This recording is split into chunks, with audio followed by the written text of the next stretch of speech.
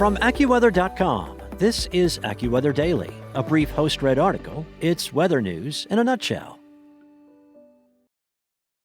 AccuWeather meteorologists say that after a brief reprieve for some over the weekend, heat and humidity are expected to surge across the Northeast into the middle of this week before a significant cool push moves into the region. With the jet stream positioned well to the north, hot and humid conditions are forecast for millions in the Northeast through Wednesday. Daily high temperatures will top out well above historical averages for the end of July. Record highs will also be challenged daily along the Interstate 95 corridor. Real feel temperatures are likely to surpass the 100-degree mark in the hottest spots during the afternoon.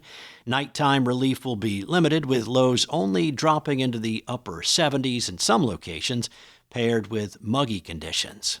A more substantial break from the heat and humidity is expected across the Northeast late in the work week into the weekend, but not before the threat of severe weather and some flooding.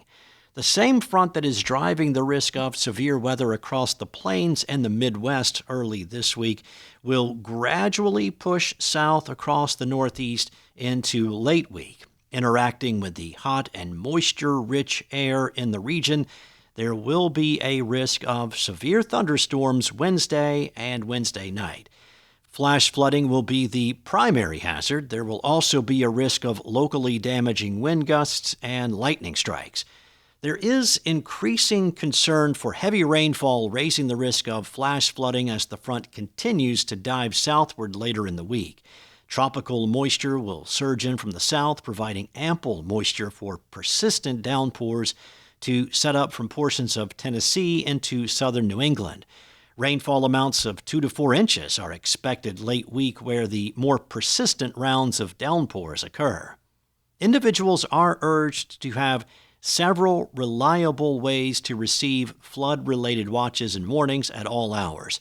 Residents and visitors should make a plan and be aware of the quickest means to get to higher ground should flash flooding occur. By Friday into the weekend, a refreshing change will be in place across the Northeast. Temperatures will trend below the historical average for the end of July and early August, where the historical average highs for D.C. and Philadelphia are around 88, 89 degrees for the beginning of August. Forecast highs will reach the low 80s. Along with the drop in temperatures, humidity levels will also decrease significantly across the region, creating more comfortable conditions for outdoor activities into the weekend. Switching to the extreme other side of the country, heads up Hawaii, as AccuWeather hurricane experts are monitoring several areas across both the central and eastern Pacific basins for potential tropical development, as well as Hurricane Iona and Tropical Storm Keely well south of Hawaii, which can increase the wildfire risk across the island chain this week. Hurricane Iona is located well south of Hawaii. It has continued to gain intensity, now reaching Category 3 status, and is the first major hurricane of the Central Pacific Basin this year. Tropical Storm Keely was located 460 miles to the east-northeast of Iona and could become a hurricane. Both Iona and Keely are expected to stay well south of Hawaii.